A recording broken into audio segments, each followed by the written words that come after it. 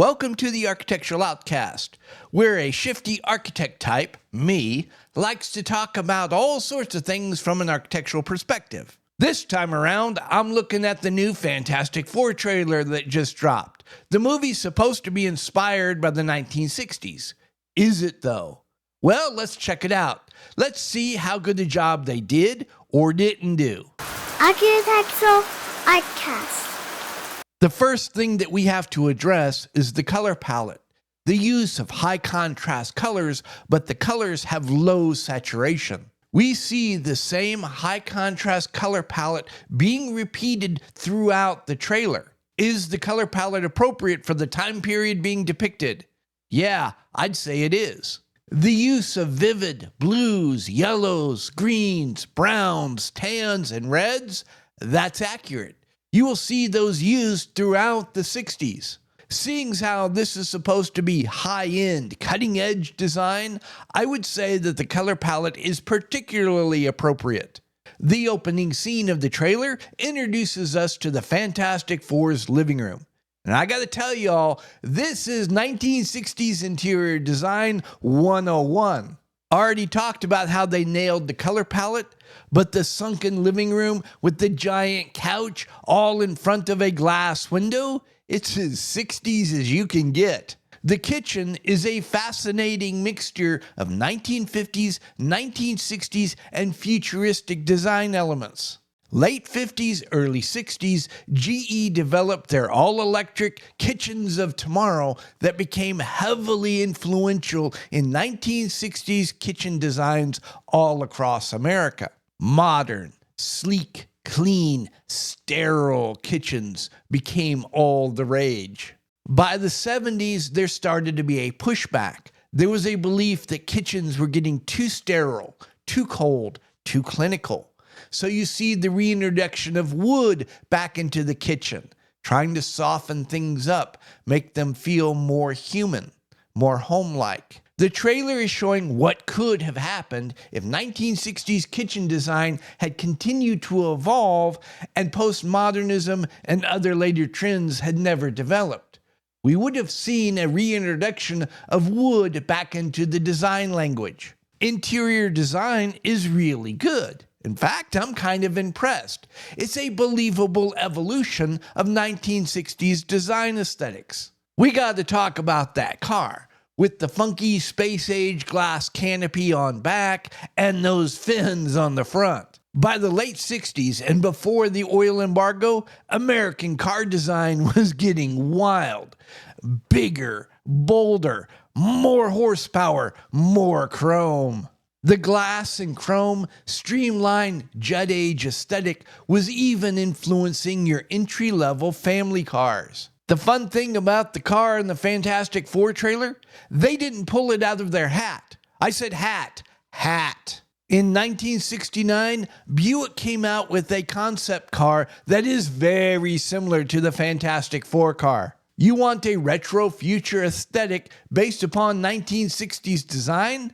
What better way to achieve that than to use what the 1960s thought the future was going to look like? The Fantastic Four headquarters building.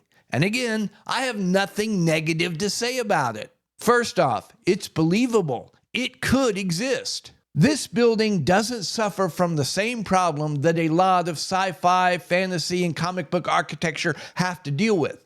It doesn't need some sort of unexplained technology or unknown supermaterial to exist. We could start building this building tomorrow if we wanted to. The Fantastic Four's building assumes that Le Corbusier and others never pooped in the punch bowl. It assumes that the bland, banal, cookie-cutter glass and steel skyscraper never became the de facto standard around the world. Early 20th century American skyscrapers like the Chrysler Building, the Empire State Building, were a natural evolution of classical architecture. They abstracted the principles of classical architecture to create a simplified elegance. The Fantastic Four's building is a further evolution, a further refinement and simplification of buildings like the Chrysler and Empire State Building. Is it the greatest architecture ever? No. Is it something that I would design? Probably not. But is it believable as something that would have come out of the evolution of 1960s architecture? Yeah. So again, well done. The believability even carries over into the clothing. Somewhere or another, I have a picture of my mom from back in the late 60s who's wearing an outfit that's eerily similar to what Sue Storm is wearing. I love the rocket ship. It is pure 1960s Americana. It looks like it's a hood ornament off of an Oldsmobile or Buick. Although you will find this type of ship design all over American science fiction going all the way back to the 30s. The trailer is a great example of world building, using disparate design elements to achieve a cohesive whole, creating a believable setting for your story. It's not all tea and crumpets though. The trailer has a major problem that's leading to a lot of confusion. We go back to what I said at the beginning of this video. The trailer has a high contrast, low saturation color palette. While the color choices are period correct, the saturation is all wrong. 1960s colors were not only high contrast, they were heavily saturated, vivid even. Seeing as how this is a world that evolved from 1960s design aesthetic, you could easily make the argument that over time, the colors, while remaining the same, had become slowly desaturated, muted. If it was just various colors within the world that were desaturated and muted, this would make sense. But they chose to film the entire trailer in this muted, desaturated style. Whenever we encounter colors that from experience we know to be rich, vibrant, and highly saturated, but they're being shown as being muted and desaturated, we will interpret them to be faded. And we associate faded colors with the past and memory. Remembering the past is further reinforced by starting the trailer in a 4:3 ratio and having the corners rounded off. Adding another layer of confusion, parts of the trailer are showing various characters' memories of the past. As they talk in the present, they're shown desaturated. But then when their memories are shown, they're also desaturated as well. The use of desaturated colors, 4:3 ratio, specifically mentioning memory, family, the past. Clearly, the trailer is trying to push all the nostalgia buttons, but in the process, they're sowing confusion. Faded, desaturated film is often interpreted to be damaged film. It is used to symbolize memories of the past. It's also used to symbolize something lost, something fading, something disappearing, something old, outdated. The choice of using this desaturated film style has led to all sorts of confusion.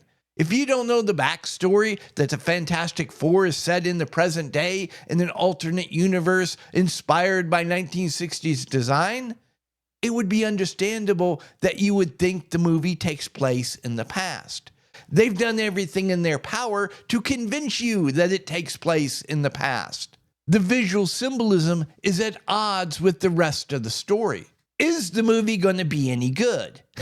With Disney and Marvel's recent track record, I have zero faith. I mean, even in the trailer that I mostly praise, they still managed to royally screw things up. So, no, I don't have any faith the movie's going to be good. However, I am intrigued. The world building, the architecture, the interior design, the cars, the spaceships, even the clothing styles. Somebody is putting some effort in. Somebody is trying. And it's actually pretty good. I have a sinking suspicion that the Fantastic Four's plot and story is going to be stupid. It's going to suck. But as it stands right now, the world that stupid story takes place in, that might be the part that's enjoyable. At any rate, I hope I've given you all something to think about, and until next time, y'all be safe.